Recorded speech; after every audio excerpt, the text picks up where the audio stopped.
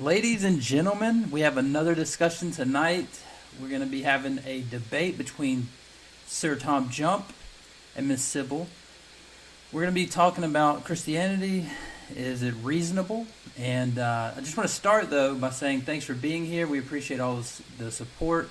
And we're going to have all the super chats tonight are going to be going to a charity for Ben Arbor's family. It's very unfortunate what happened to Ben. By the way, please let us know if the audio and everything's good. But Ben Arbor and his wife both passed, and it's really sad for those of us who know him. He's been quite an inspiration to a lot of us and a formidable opponent for others of us. But all the super chats tonight will go toward the fund for Ben Arbor's family. I believe he had 4 kids, so him and his wife to both die. It was just so tragic, and I loved Ben. So, with that being said, all the super chats will go to that fund, and thanks so much ahead of time for that support. And Ben will definitely be missed. Now, with that said, we're going to move into a format of 2-minute openings per each guest. And then after the 2-minute openings, we're going to do between 35 to 45 minutes of open discussion. And then at the end is when I'll get to your questions in the Q&A. So I'll get to the super chats first, obviously, because they paid. So we'll go ahead and ask those questions first. Then we will do the questions from the audience. And also, we just want to thank everybody again for being here. We want to make sure that this is a place everybody has an equal footing or a even playing field, so that we can all come here and express our ideas. We let everything go here except for hate speech, anything that could be trouble for us. So just be friendly in the live chat. And with that said, I guess we'll kick it over to TJump. You want to start us off, or Sybil? Go ahead. Sure. So I wanted to thank James for being willing to host this charity stream for Ben Arbor's family. He was a friend of mine. We did a few debates, and it's really sad that he and his wife died in a car crash. And yeah, he had 4 kids. So it'd be nice if you could support his family. I don't really remember what we were talking about. Something about Christian morality. Can morality explain Christianity? My answer is no. Christianity can explain nothing better than naturalism. Naturalism explains everything, every fact about reality better. Particularly, morality under Christianity doesn't work at all. It's inherently subjective. Like, God can't account for objective morality by definition, because when we're asking if morality is objective, it's like it has to be objective for everyone, not just for some people. For example, if one of the examples used in the last stream was if God created an ant tank and we were just ants in the tank, and that ant tank was morality, well, then morality only applied to the ants inside of the tank. Even though morality exists objectively for both the ants and God, it only applies to the ants. Well, that kind of means morality is subjective, because we're asking if morality is objective. We want to know not that it exists like an ant tank, but if killing babies is wrong, for example, that statement would have to be wrong in all cases, without exception, for it to be objectively wrong. If it's only wrong for some people and not wrong for other people, then it's subjectively, and so it's not an objective basis of morality. So something can't be objectively wrong for some people, but not objectively wrong for others. And just like an object can't objectively exist for some people, but not objectively exist for others. And so any God-based morality, if it doesn't apply to God himself, would be subjective by definition. So Christianity doesn't work for a basis of morality. It doesn't account for any of the evidence of reality, and naturalism explains everything better. And I'll conclude there. All right, thanks so much. We'll kick it over to Sybil. Sorry about the static noise. I think it's my laptop's got a fan going, so I'll try and work on that. And yeah, we'll kick it right over to you, Sybil. Thank you. So I want to mirror the sentiment that it is always a good thing to support people who have lost someone, especially children. So Yes, get your super chats in. That would be great. Yeah, I didn't really plan for a morality debate, but that is good for me. Objective morality. So the basis I would say is that if God is the source of morality, if he exists as morality, then there is no morality outside of him. Therefore, it is objective because he exists. He is the morality itself. As far as any of the other things, I'm happy to wait until we get into the open discussion for that. I didn't really have much. There's a few of your previous arguments that I would love to go over, some of your ideas about the white goose and the rabbit in the box and your best of all worlds, but let's get to the discussion. All right, thanks so much for that. With that being said, let me just say real quick, tag me with your questions in the live chat. I'm at Converse Contender. You'll see me in there posting and replying. And yeah, if there's anything I can do for you guys, let me know. And just tag me with your questions, and I'll ask them at the end. With that being said, let's jump straight into the open discussion.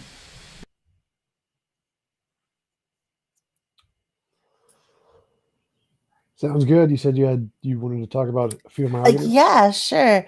Well, I mean, are we going down the morality track Anything's fine with first me. or something else first? Okay. Anything's fine. So, kind of what I was planning for was whether or not it was reasonable to believe in Christianity. And some of your ideas I just wanted to kind of touch on as far as evidence being for Christianity or for God itself. Your rabbit in the box. I like that one. Can you explain the premise of that one more time? Yeah, so if we see a 2-pound box and you say, well, the fact that it's 2 pounds means it's evidence of a rabbit inside of the box. Well, not really, because there's many different things that could be 2 pounds: a coffee mug, a lizard, a toy, Legos, a weight, lots of different things could be 2 pounds. So the fact that it's 2 pounds doesn't indicate a rabbit. It's not evidence that it is a rabbit inside of the box.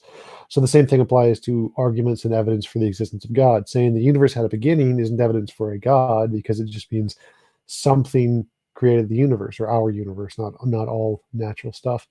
So it isn't evidence of a God that the universe had a beginning. It's just evidence the universe had a beginning. So you can't say that just because some event occurred that is inherently evidence for God, when it can be explained by infinitely many other things. You would need something that actually indicates the God, as opposed to it being imaginary. And what if I were to suggest, though, that the 2 pounds is merely one piece of evidence that I have among others? Well, again, it would have to indicate that the God is not imaginary. So the 2 pounds is just an example. You could say it's 2 pounds. It shakes a bit. It's brown. It smells. You could add a whole bunch of different things there, but they could all be undetermined and not tell you anything about what the contents of the box are. So as long as whatever evidence you're presenting, you don't need a cumulative case. You just need one example of something that indicates a God over not God, and that would be evidence.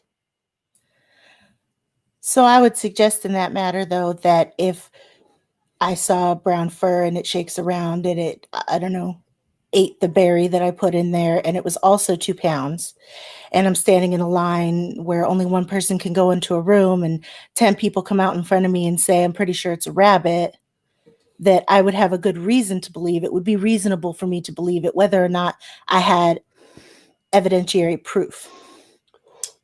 Well, anything that is actually evidence for a rabbit would be evidence of a rabbit. So that wouldn't be the point of the analogy. The analogy is something saying like the box weighs 2 pounds, obviously isn't evidence of a rabbit, because it applies to many different things.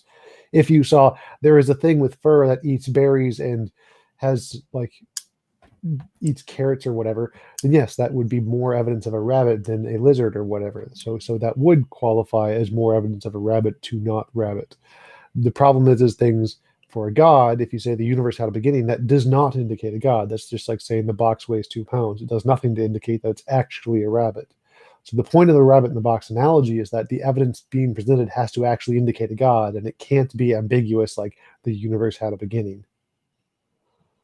But I would argue that having a beginning and suggesting that this kind of ties in perfectly with your white goose theory, that if everything that I see previously to this, if I see white goose, white goose, white goose, white goose, and then there's a blank, if I say was created, was created, was created, was created, what would make me suggest that the universe itself was not created?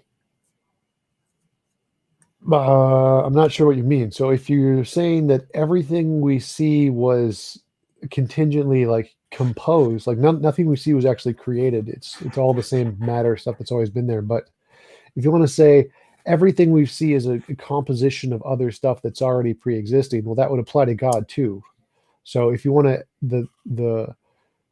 the goose thing is the argument from induction, saying if you see something happen like the sun rise over and over again, it's reasonable to infer it's always risen. That would be inductively valid. But to say that there is something that's outside of that, like a God who was the initial creator, would not follow from induction. You need a different argument. You'd say, well, this needs some additional thing outside of the inductive argument to conclude that it began the thing without itself being created, because otherwise it's just another created thing.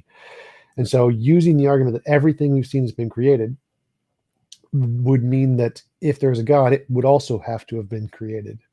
And any reason you would have to think God was not created would also apply to the universe. You could say the universe was not created for the same reason you would think the God was not created.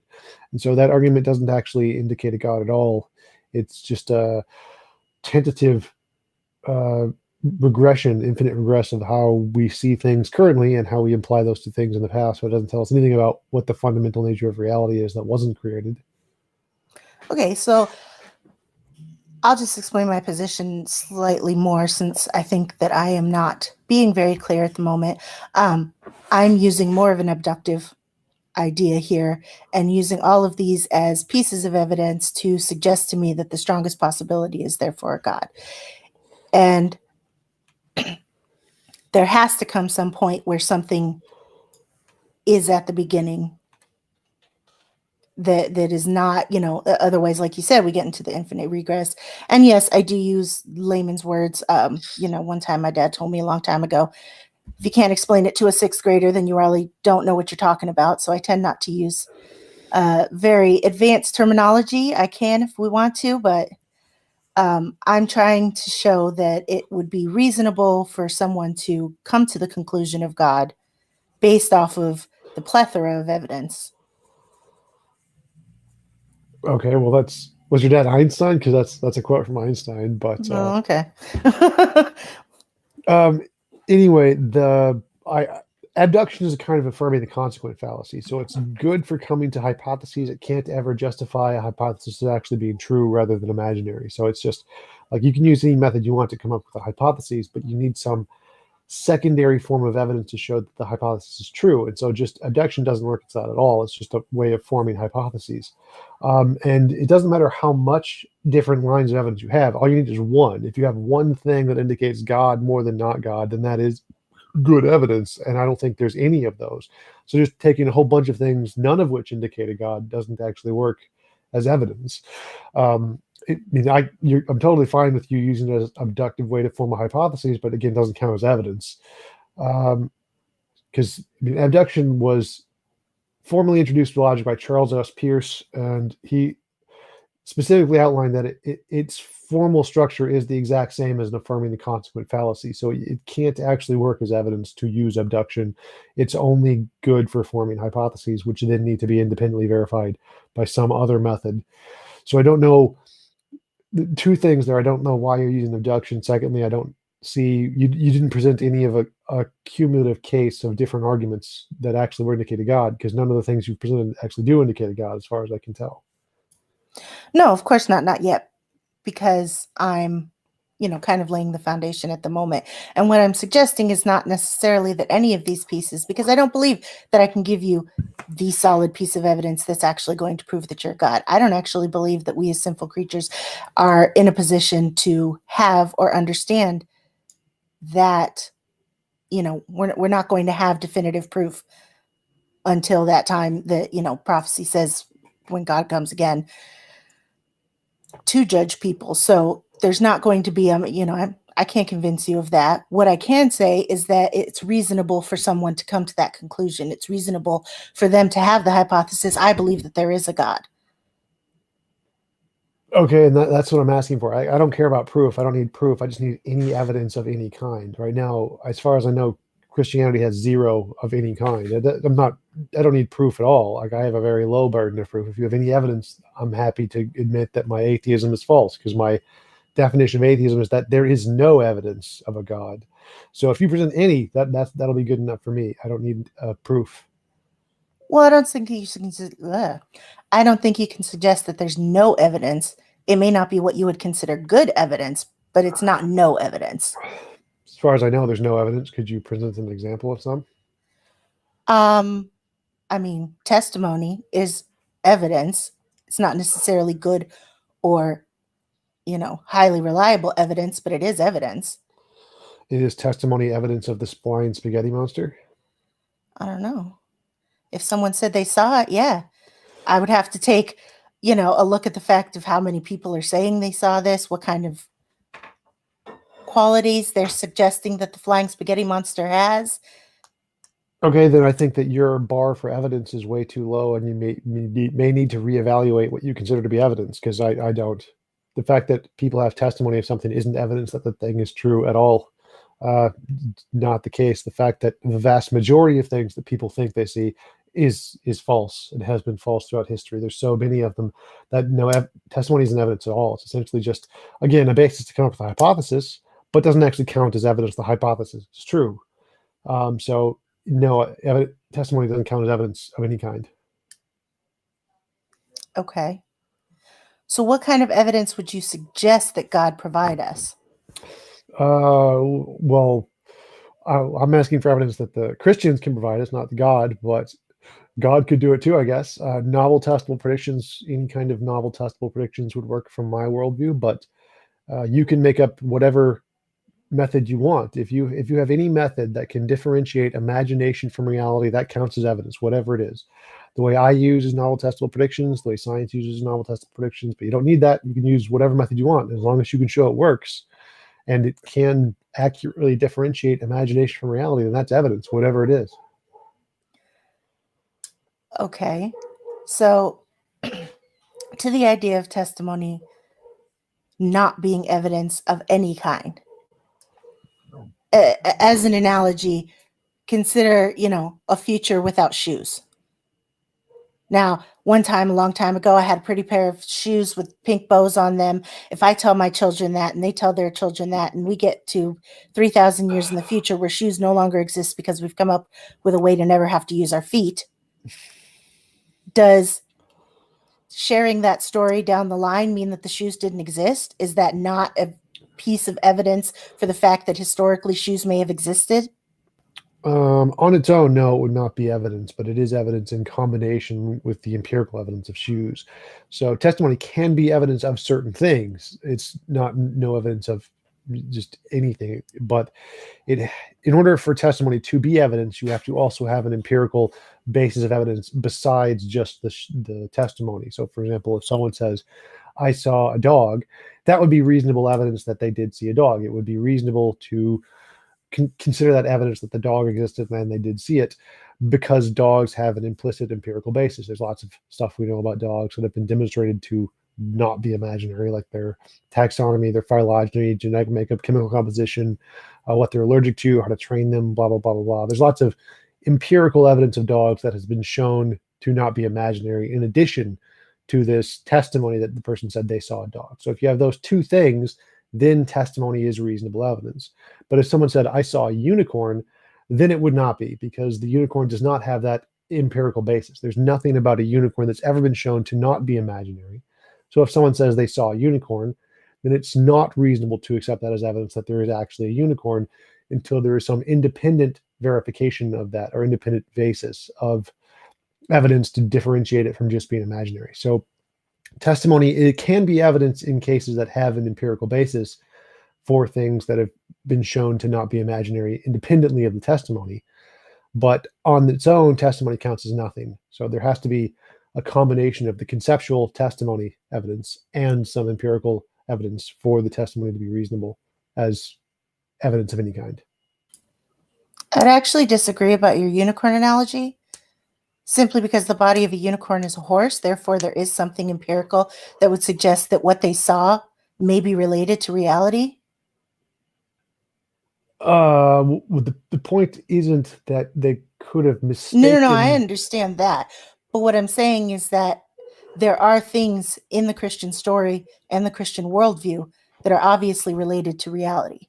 Sure, I don't think that everything in the Bible was made up. Sure, but that's not the point of the analogy. So if someone says, I saw a unicorn, like it would be reasonable for you to say, no, you actually just saw a horse and you thought it was a unicorn. That's perfectly fine. That would be using their conceptual evidence of testimony and saying that it was a delusion or a hallucination that they came to the conclusion of a unicorn because there is no evidence of unicorn. That's perfectly reasonable. You could say, like, take the Bible miracles. You could say, oh, they thought they did a miracle, but it was just a delusion. That's perfectly reasonable. That would be good evidence. Their testimony of the miracles is good evidence they had a delusion. Perfectly fine. But it wouldn't be good evidence the miracle actually occurred. That would be like the unicorn actually existing. So the testimony is perfectly good for evidence that they had a delusion because we already have an empirical basis for delusions, hallucinations, misconceptions, all those things. And so their testimony would be good evidence of those things, but it would not be evidence of the miracle actually occurring or a God actually existing or any supernatural things in those situations. That would be like if someone's saying, I saw a unicorn, and considering that evidence that they actually saw a real living mythical pink unicorn. So I'm happy to grant that many things in Christianity are true. They got many historical facts correct. Jesus existed, but none of that's actually evidence of a God.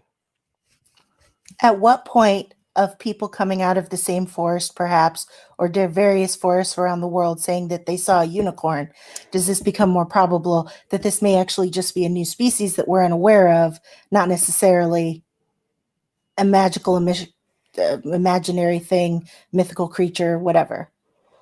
The testimony, no amount of testimony would ever count as evidence until you have that independent line of evidence. So, for example, we have hundreds of people who claim to see the Loch Ness Monster, thousands who claim to see Bigfoot, tens of thousands who claim to be UFOs, hundreds of thousands who claim to be homeopathy works, millions who claim that they see magic and spirits and Hindu miracles.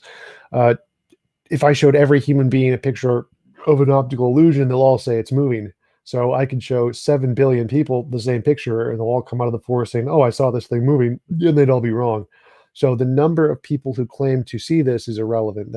You need something independent of the testimony exactly for this reason. People's minds are easily deceived, and we know they're easily deceived by things we have very good evidence for. So that's always going to be a better explanation than actual living unicorn until you have some independent line of evidence that can show the unicorn exists outside of our imagination other than the testimony. Testimony is never going to be good enough for things that have no empirical basis. Except I think that you're setting the bar too high for what's reasonable to believe. If everyone that I know and trust, if so many people come out of these forests saying that they saw a unicorn, I may believe that it's implausible or even improbable, but I may think still that they saw something that wasn't previously discovered, previously known, that they may be seeing a unicorn that I'm not aware of. It's still reasonable for me to believe, a mass movement of testimony. Well, it'd be reasonable to believe they saw something. Yes, it would not be reasonable to believe they saw a unicorn. Like, it's not reasonable to believe the fact that UFOs actually exist and abduct people just because lots of people said they were abducted by aliens. That would not be reasonable. It would not be reasonable to believe that miracles exist because you live in the middle of India and a million people say they've experienced miracles. It would not be reasonable to believe that homeopathy works if you live in the UK and you are in a community of people who practice homeopathy. Like, the fact that people practice it and think it works isn't evidence that it actually works. That's why you need that independent line of evidence, because it's very easy for people to be deluded into thinking things work or are real that don't. It's literally the common practice in human history. We always tend to think things work when they don't. We're very gullible because of type 1 and type 2 errors. So that's why you require that second line of evidence. Like, I don't think would you consider it reasonable for someone in the middle of the UK to think homeopathy works just because everyone around them is saying homeopathy works? I think it would be reasonable for them to consider it as worthy of further research or interest or any of those other things. But that was part of the reason that I said that testimony wasn't the only sense of evidence that one could have about God. But I think that it is a reasonable one to aid in that belief. Well, I would agree with what you said. Like, I think that it's fine to want to further investigate something. Like, I never disagreed with that. I just said the testimony isn't evidence of it being true. Like, is the testimony a reason to look into it more? Yeah, it's a great way to build a hypothesis, just like abductive reasoning, but it isn't actually evidence the hypothesis is true. That's what the further investigation is for. And so what I'm looking for with the asking for evidence is, okay, well, after you look into it, whatever method you're using to look into it, what is that other thing? Because we know the testimony doesn't really work. It's the further looking into it that is required, and that's kind of what I'm looking for when I'm asking for evidence. Okay, and what kind of evidence do you think that humans would be able to actually comprehend? Novel testable predictions would work fine for me, but again, you could come up with any method you want if it can differentiate imagination from reality. Like, if I prayed to God, and like, if I believe there is a God named Bob who exists, and Bob will give me a gold brick every time I pray to him, and if I pray to Bob and I get a gold brick every time, that would be great evidence of a supernatural being named Bob. That I could comprehend that.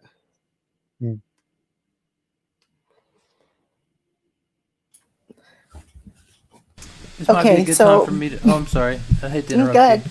I was just gonna say there's been myself and a couple other people have been having an issue with super chatting. Let me know if you have an issue. What I did was refresh the stream, and it worked after that. So if you have any problems with that, and I'm keeping track of the questions, so we'll ask at the end. So yeah, let me know in the comments if you guys need anything else out of me. Go ahead. So just so I understand, you're requiring novel testable predictions. You're requiring a personal God bellboy to bring you gold bricks in order to think that it's reasonable to make the jump into faith. No, that was an example of a single kind of novel testable prediction. Like, any kind of novel testable prediction works. That's just the first one that's an easy example to explain. So nowhere did I say it requires gold bricks. It does require like some way to differentiate imagination from reality. And the way I use that I know works is novel testable predictions. But again, you can make up whatever method you want. If it can differentiate imagination from reality, then it qualifies as evidence. Right, but I was just using your analogy in the same thing. I do understand that that was an analogy. What I'm trying to say is that you're requiring hard evidence of something that would be, in essence, provable to suggest that people should make the jump into a faith. That doesn't seem to make sense to me. What we're saying is, is it reasonable to get to the point of faith? Is it reasonable to get to the point of, okay, I've gotten as far as I can go, and I know that there's no way for me to cross the chasm because there is no foundational evidence. There is no solid proof that I can have while I exist as, a mortal human on earth. What brings somebody to that point? What would be enough for you to bring somebody to that point?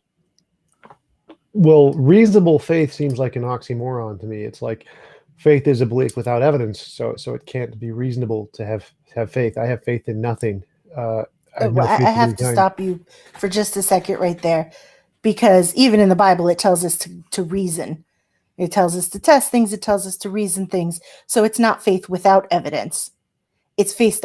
Faith is belief on limited evidence. Well, again, for it to be evidence is actually indicate the God. You can't just say, "Oh, there's a rock, therefore God." Clearly, that doesn't work. The conclusion does not follow. There is a rock, therefore God does not make evidence. So just saying that, oh, look, a rock, and now I have faith in a God also doesn't qualify as evidence. So for there to actually be evidence, again, you have to have something that actually indicates the God, not just point to some fact about reality and then say add a therefore God after it. And that I don't see any difference between the arguments you've made and just saying, oh, look, a rock, therefore God, or look at the trees, therefore God. It seems to me just you're pointing out facts of reality and then saying, we don't know what caused those, therefore God. And you count that as evidence. Like, I definitely count that as faith, the belief without evidence, and you're just attributing it to God. No, not at all, because this goes back to the whole rabbit in the box. A brown tuft of fur doesn't mean it's a rabbit. It could be any number of animals, but it does limit my focus to things that have brown fur. Something that eats berries, not proof that it's a rabbit. There's a lot of things that eat berries, but it limits my focus again. Saying that it's 2 pounds is not proof that it's a rabbit, but it limits my focus again. Now, if I take all of these different things, if I take the fact that, can you use the actual evidence that actually is those things? Because you haven't presented any of those in the case of a God. I mean, that makes perfect sense for the rabbit analogy. Yes, fur and rabbit go together. There is no fur for the evidence of God. It's just nothing. Well, I mean, some of those you've already brought up, and I didn't want to get into the weeds on a lot of these because you've already had these discussions, and I know I'm not going to convince you. I'm not going to convince you that there requires a first move. Was combining my phrases here, a first cause or an unmoved mover. I'm not going to convince you that there needs to be a source of objective morality or that, any of these other tidbits, but these are all things that can be seen together as evidence towards something that exists with outside of our human understanding, which I would call God.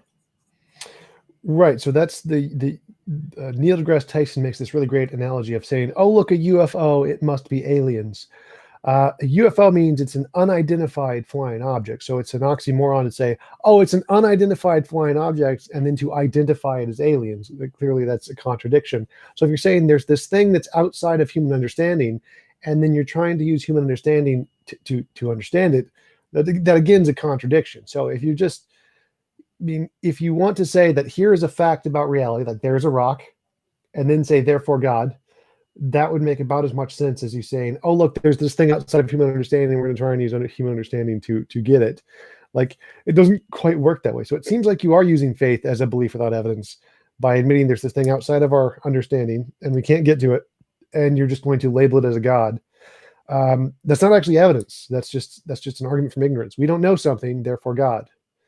No, not exactly, because what I'm trying to talk about is not necessarily proving that God is there, but showing that it's reasonable for someone to get to that conclusion as a likely or a probable option.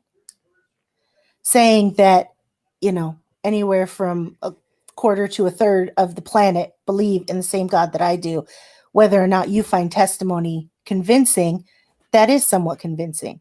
That does mean that it's reasonable. Why? Because that's a lot of people who believe the same thing. They must have something that's there to believe in, if that makes sense. I didn't word that correctly.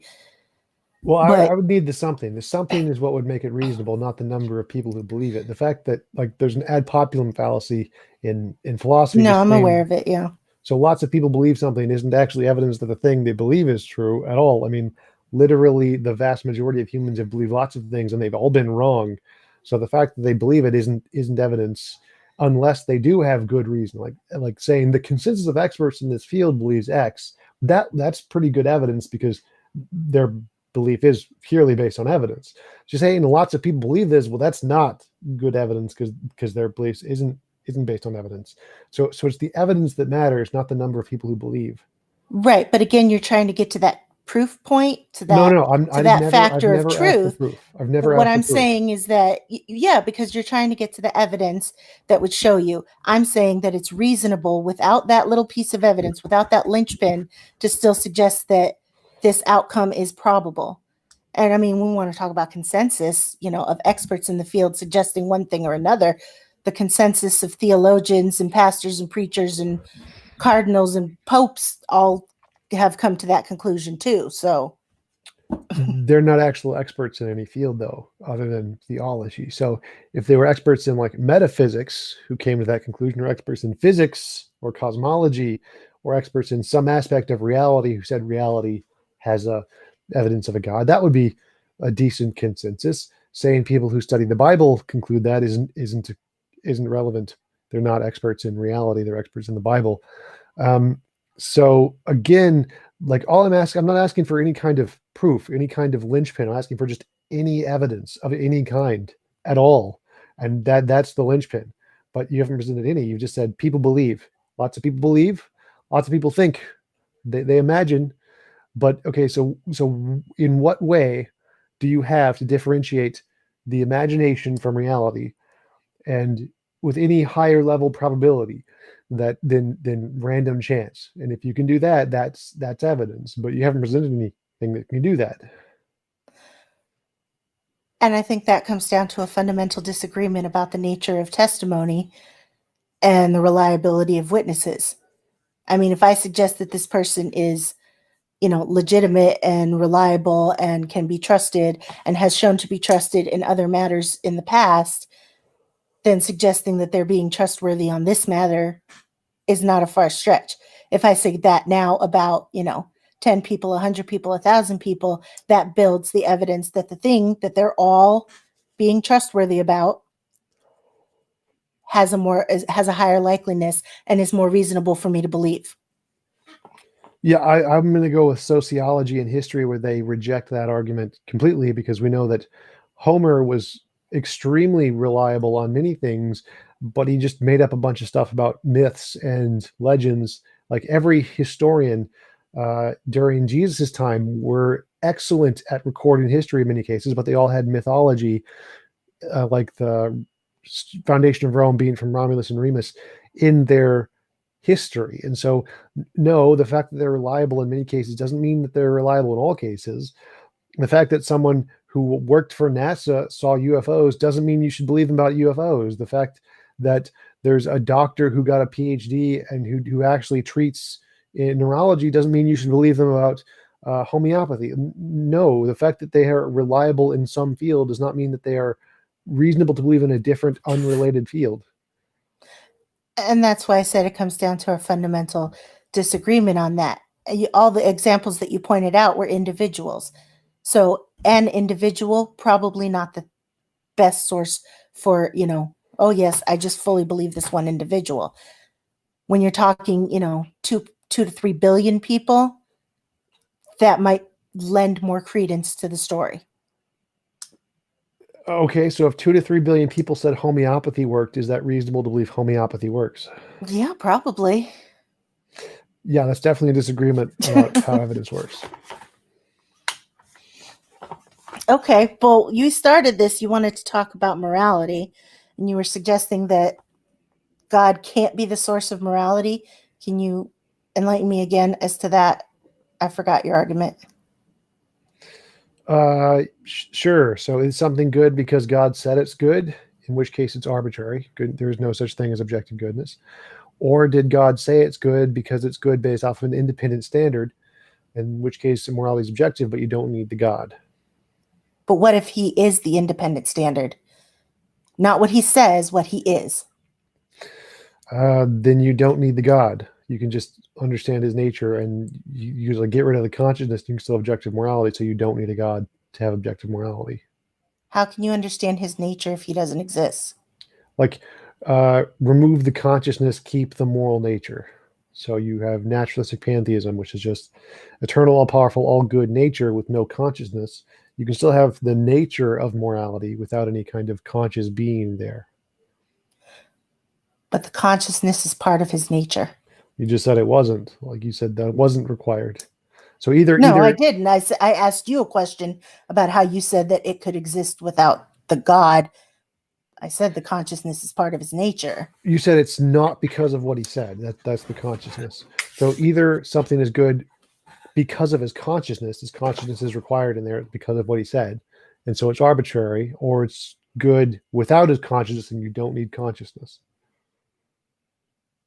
Okay, I think I'm misunderstanding what you mean by said. Because I can be conscious without speaking. So I'm not sure what you mean by that. Will, it's like, is something good because he wills it to be good, or is it good because it's good based off some independent standard of what his will is? If Okay, it's that word is only more good, clear. yeah, if it's only good because he wills it to be good, then it's arbitrary. If it's good, if he wills it to be good because it's good based off of an independent standard, then we have objective morality of this independent standard without God's will. But it wasn't good unless he created it good. That doesn't make any sense. Well, if he created all things and nothing exists without him, it wouldn't be good. It wouldn't exist without him there to create it. Again, Therefore, it can't be good unless he created it good. Again, that doesn't make any sense. That just makes goodness arbitrary. There is no goodness. If it's only good just because he creates it, so then there is no such thing as goodness. It's just an arbitrary whim. But the standard is that which, I mean, even if we go down this with his will being the standard, how is that contradictory? How does that not work? It's arbitrary. It means that there is no such thing as objective goodness. There is no independent standard of goodness that makes it objective. It's a subjective definition of goodness. And so there is no such thing as objective right and wrong. It's only subjectively right and wrong to this thing that willed it to be this way. But it can't be subjective because that would assume that there were other things outside of him in order to have that judged against. But if he is the only thing outside, then there is no subjectivity. It is the only thing. No, that's not what it means. Like, for example, if I'm the only thing that exists in the universe and I like ice cream, that's still my subjective opinion. The fact that I'm the only thing that exists doesn't make it not subjective. So objective means true, independent of minds, opinions, feelings, intuitions. Subjective means true, contingent on minds, opinions, intuitions, and feelings. So No, I understand that, but so for something to be objectively moral, that means it has to be wrong, independent of God's will. If it's only wrong because God wills it, that means it's not objective. It's but if there subjective. is no morality without his will, then it can't be subjective to him. That's what subjective means. So if morality can't exist without God's will, that means morality is inherently subjective. But that would be irrelevant to the argument. So I think that morality can definitely exist without God. Most moral philosophers do. Morality can't be grounded in God in the first place. But even if morality could only be grounded in God, that wouldn't tell us whether or not it's subjective or objective. That's irrelevant. What tells us whether or not it's subjective or objective is it contingent on a will, or is it not contingent on a will? That's the only relevant question. Like whether or not something else could exist independent of the will, isn't relevant to the question of whether or not it's subjective or objective. But that assumes that the definition of morality is separate from God itself. In the Christian worldview, the definition of morality is that which is against God. That would be by definition the arbitrary version. That would make morality arbitrary. So that's kind of the question. It's asking, is there an independent definition of morality that is not contingent on a will? Then it's objective. If is there not, then it's subjective. So that would just be admitting that it's subjective by that definition. So again, if we're asking, is morality objective, we want to know, is it objectively wrong to drown babies? That is the question, essentially, or one of them. And if the answer is yes, then it's objective. If it's yes in all the cases, no matter what, in all worlds, regardless of God, regardless of anything, then the answer is yes, it's objective. If it's saying no, it's only wrong because God wills it, and if he didn't will it, it wouldn't be wrong anymore, then it's subjective. So the question is would it be wrong regardless of what God's opinion on it was, or is it only wrong because God perceives it this way? Right. And then it's not about God's perception, though. It's about his nature, as far as, is it in favor of what God has decreed for that or has not decreed for that? It's not a perception matter. decree and perception are synonyms, so those would be the same thing. They're similar, but not synonyms. They're synonyms because it's still a thing done, a decision, a conscious decision done by mind. It's not independent of will there. So either it's his nature is possible, his consciousness and his nature are two different things. Like obviously, does his consciousness determine his nature? Did he choose his own nature? No. So obviously, his nature is something separate from his consciousness. So it can be grounded in one or the other. It can't be both. And if it's grounded in his consciousness and he chose something as moral, then it's not objectively moral not to drown babies or to drown babies. It's subjectively immoral because God wills it to be the case. So if either it's contingent on consciousness and he wills it, perceives it, decrees it, whatever verb you want to use, and it's subjective, or it's independent of his consciousness and his consciousness doesn't matter to morality and it can be objective. But then you don't need the consciousness for morality. All right, guys, we're going to go about 10 more minutes or so, and then we'll kick it over to the Q&A session. Okay, that did not... I'm trying to find the right words here, because what you're saying isn't fully making sense simply because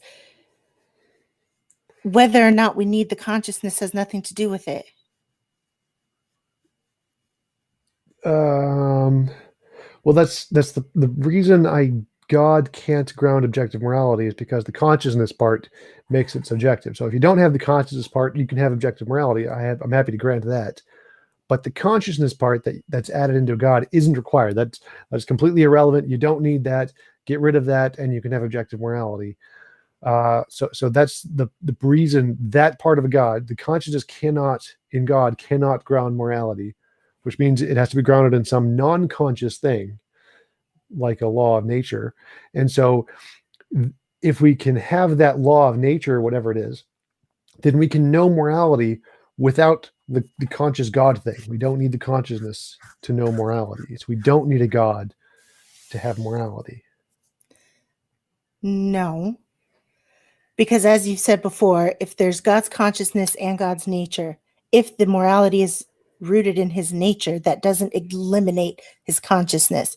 You're saying it's not needed for understanding morality, which is neither here nor there, but that doesn't eliminate the consciousness from his being.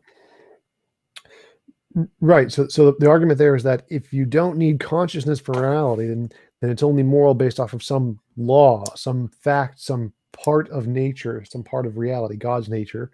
That means you don't need the consciousness at all.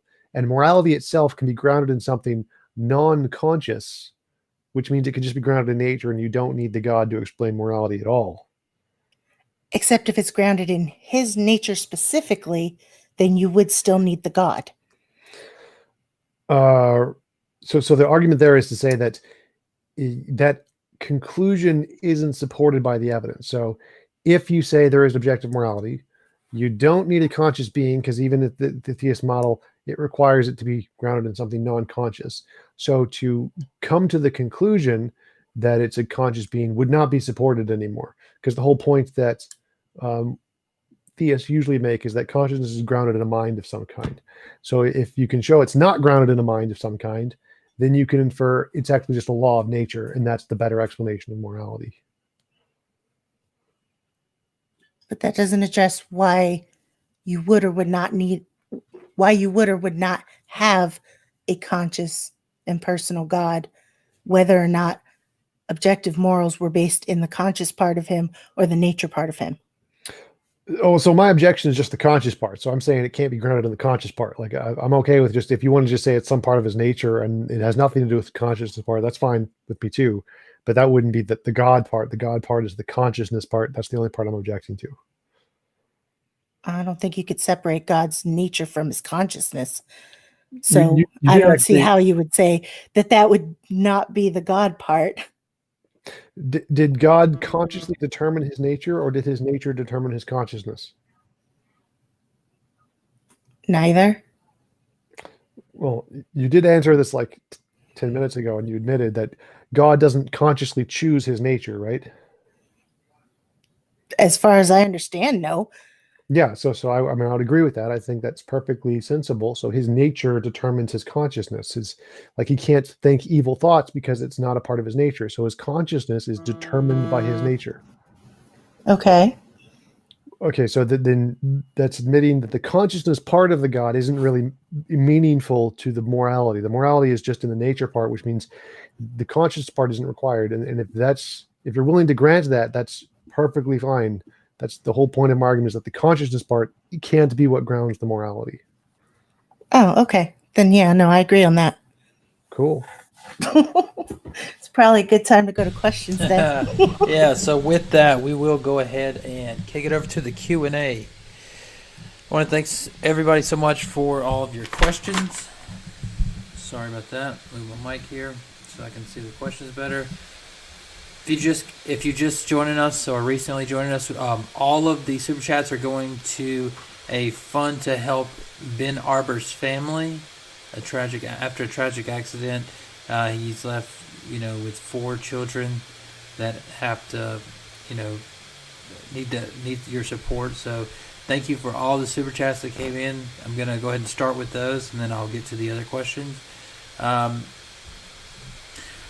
Also, there was a problem with super chatting at some point. A few people had issues, so I just refreshed and it worked again. So if you have a problem, do that. Somebody also asked me, was I super chatting to myself or paying myself? I don't own this channel. I just volunteer to help out on the channel. So, and then also all of the super chats are going to charity. So, just so everybody knows. All right. So our first super chat came in from Tony D. 5. Whatever the A currency is. I'm not sure. He didn't put a comment in there. Just thanks for your donation. Next, we had a super chat from Stupid Horror Energy for $5. Says, problems super chatting. Looks like she got that fixed, though, because she sent in some more. $5 super chat from General Balzac said, the chat is really interested in the ants in tank theory. Are these ants large or tiny? What kind of tank? Ant built or Abrams? T90? Tiger? It's of the TJump chair variety. We sell them at my Discord. It's World War II ant tank. Next super chat from Stupid Horror Energy, another $5 super chat. Thank you so much. Says, is it reasonable to believe that an omnipotent, omniscient, omnibenevolent God would allow or even cause pointless evil? Well, that's only pointless to you. I don't understand the question. You can't suggest that he's omnipotent, omniscient, etc., and then suggest that what he did was pointless.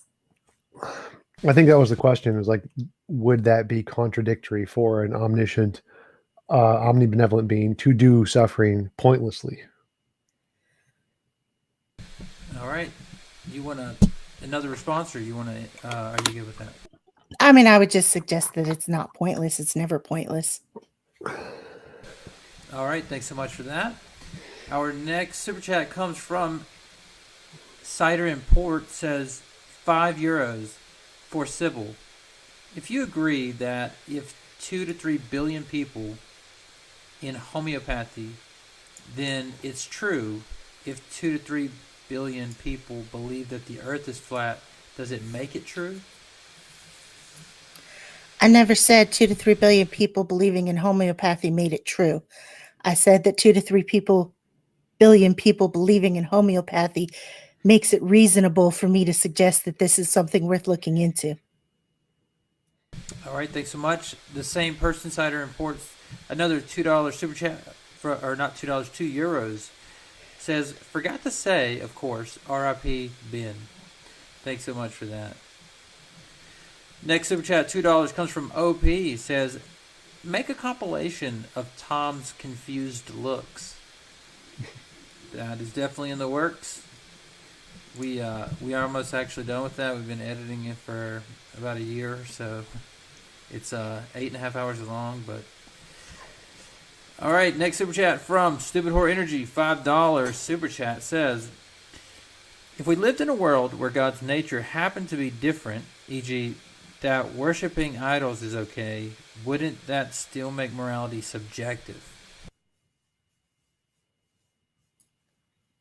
No, because, like I said, from our worldview, the definition of morality is based in his nature. So it's not subjective, it's what it is. All right, thanks so much for that. Our next super chat comes from Sunday Worship for $2. Says Plato Euthyphro 2020. Sounds like a popular ticket. We just had a super chat come in from Pansel Jones for $4.99. Says TJump. How could NP have a moral nature without consciousness? I guess he means naturalistic pantheism. Is that right? I would guess. Yeah. There's another part of it. He says, I think this is example. How could NP be honest, trustworthy, or faithful without consciousness? So honesty, trustworthiness, and faithfulness are emergent properties of something more fundamental. It isn't honest, trustworthy, or faithful. So, for example, morality is a higher order emergent property like fitness. Fitness is an interaction between an organism and the environment in which it lives. Obviously, the environment doesn't have the property of fitness anywhere in it. It's just a description of how the physical properties of the animal are going to exist in the environment. So the same thing applies to honesty and moral properties. They aren't actually in the moral law anywhere. They're an emergent property of the interaction between moral agents in an environment. So you don't actually need those things to be in the law at all to have them be a part of morality. They're just emergent properties of the moral law, which is just a law of nature like gravity, essentially. All right, thanks so much for that. I had somebody comment that I have some static noise on my microphone. Yeah, I know that. Thanks so much for letting me know, but I have a fan running on my computer, and I forgot to turn off the turbo fan or whatever before I started, and I don't want to get out of this program because of the chance that it might freeze up or something. So anyway, we're just going to go with it for now. We're almost finished up here. S.J. Thomason, thank you so much for a $20 super chat. Dropping the 20 bomb. Says, Peter denied Jesus. Saul persecuted early believers. James tried to stop his ministry. Then they experienced the risen Christ and preached for him for decades, despite beatings, imprisonments, etc. Tom, what's your best explanation? Bereavement delusion. Actually, I'm going to do a response to Braxton Hunter's 10 questions, and I have a clip from this regarding this question. So, yeah, it's just common human nature. There's absolutely nothing special in that whatsoever. We can see the same thing happened with Nazis who persecuted Jews, and people who persecuted and imprisoned people all over the world became converts all the time. There's absolutely nothing special about that whatsoever. It's just human nature. All right, thanks so much for that. We had a super chat just come in from Decepticons Forever. 2CAs says, why the Christian God and not, say, Amun-Ra?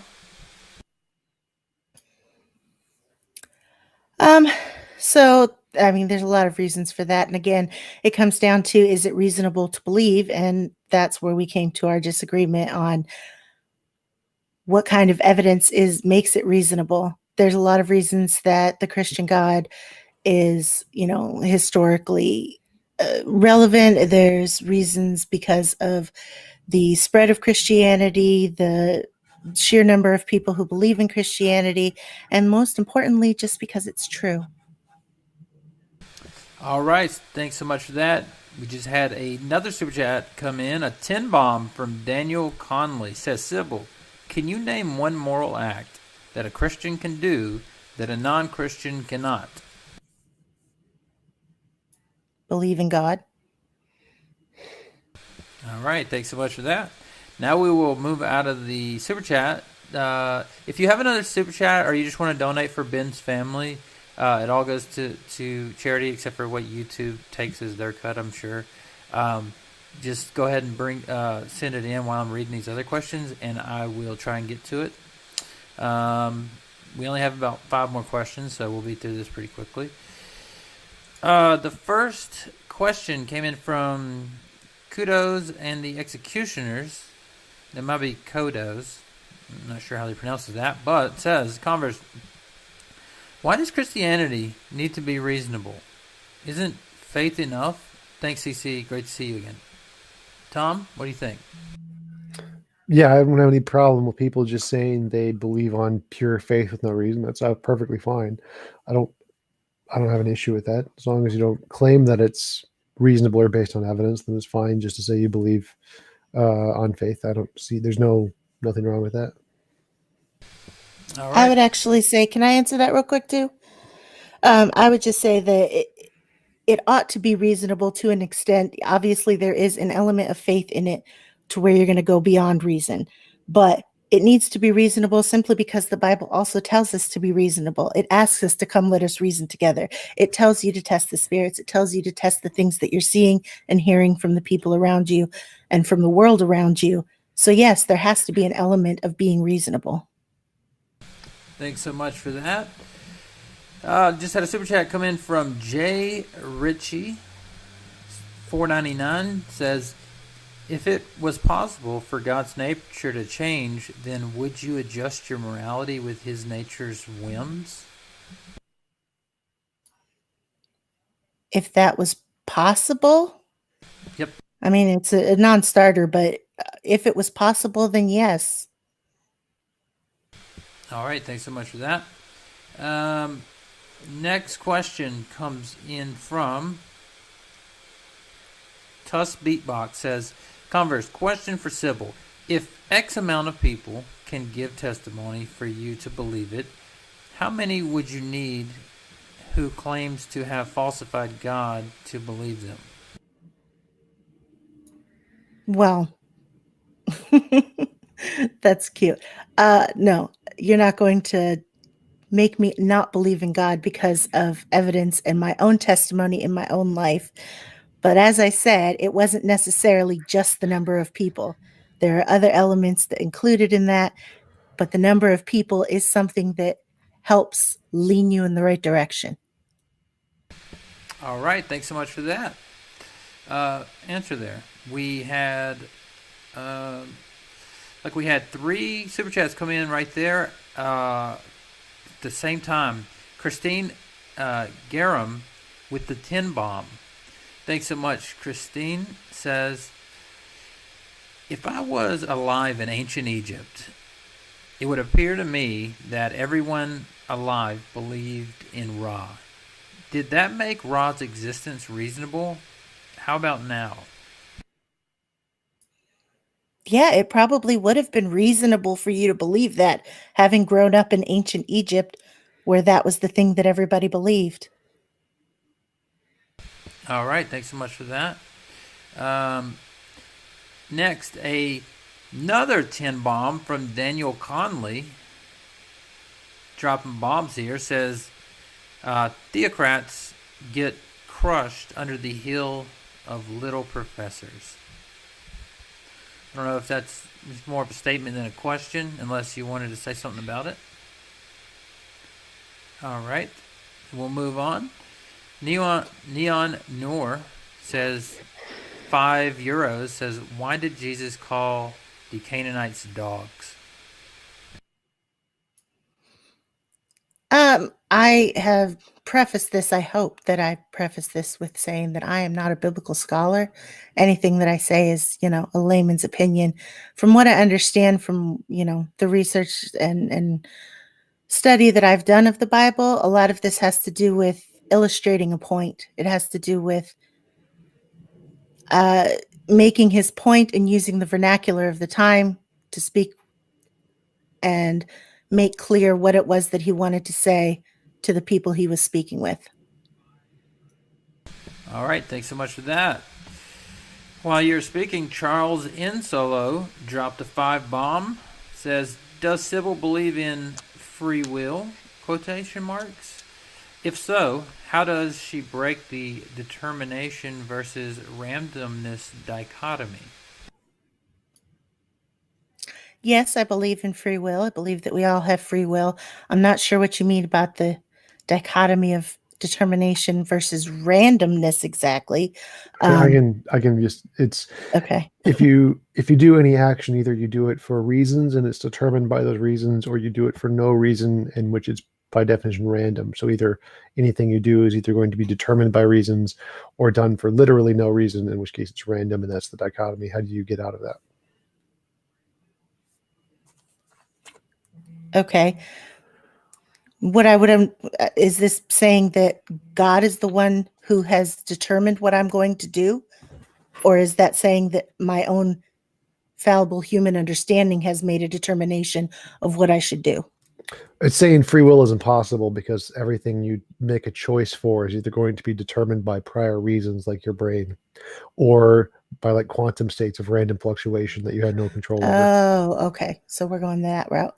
Yeah, okay. Well, I believe in free will as far as God giving us free will as agents on this earth, whether or not my actions were determined by nature, nurture, and all of my previous experiences. That's a whole separate question I'm not prepared to answer. All right, thanks so much for that. Very great job tonight by Sybil. I gotta say, because this is Sybil's first debate ever, I think we can all agree that Sybil's done pretty well tonight for her first debate ever. Doesn't sound like you're nervous at all. So, That just makes me a good actress. and of course, Tom did a great job tonight as well. Tom is experienced. He's like a veteran. So we've all debated with Tom.